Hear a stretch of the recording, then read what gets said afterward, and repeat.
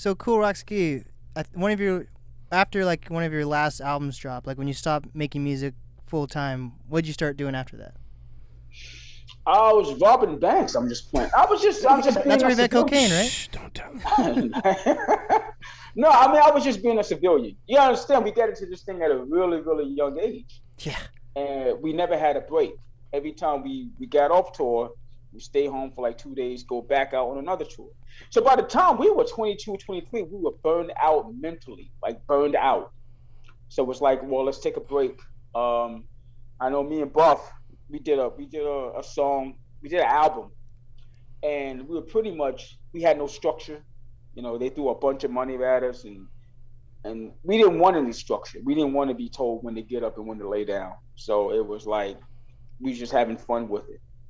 So it was like I became a civilian, and I was happy with it. I didn't want no parts of this crap no more. It was like I was done with it. You know what I mean? And I think when we did it and when we got popular at it, we got our families out of bad situations before the storm was coming. Mm. In East New York, where I'm from, it got to the point where you was looking at freaking Afghanistan or Beirut when America attacked it. That's how bad it got out there. It was really, really freaking crazy. People I grew up with was putting guns on one another, getting killed. And I'm not just saying that as, every rapper always says that, my friends are getting killed. No, my friends were really getting murdered, and the whole neighborhood was changing. It went from Disneyland to freaking Beirut overnight. So that little community that I lived in East New York, Brooklyn, was just turning into, even the cops wouldn't come around no more. They were like, you can have the streets. We're not messing with those crazy monks. You know what I'm saying? So we got our families out of there at the right time, at the right particular time. And that's what it was all about. Um, it was like God said, I'm going to give you this to get your families out. And after that, I want you out of it. You understand what I'm saying? A lot of people won't understand what I'm saying, but some people know what it is when you enter the music industry, when to get in and when to get the hell out before it gets too drastic. That's brutal. It's definitely worse than the Yeah, dope game. yeah, exactly. So it was what it was, man. I was never really put on this earth to be a superstar. I was put on this earth to work hard. Like my father worked hard. He worked with his hands. He worked a 9 to 5. So rap came along at a time where I fell in love with it.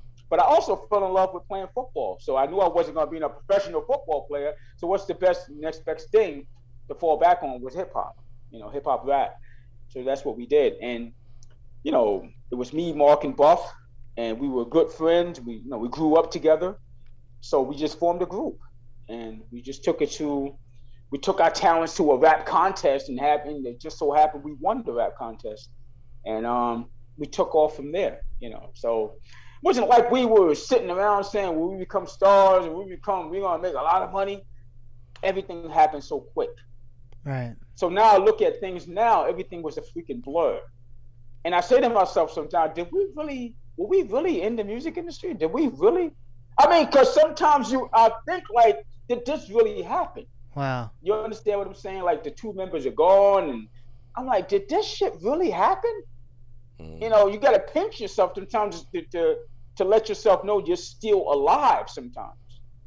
And I'm being 100% honest. It's like, am I still really here? You understand? And, so just being in Brooklyn and shooting that video and looking around at my old neighborhood, it brought everything back into perspective. Like, this is crazy right now. Like the park where we shot the video at, we went to junior high school at that park.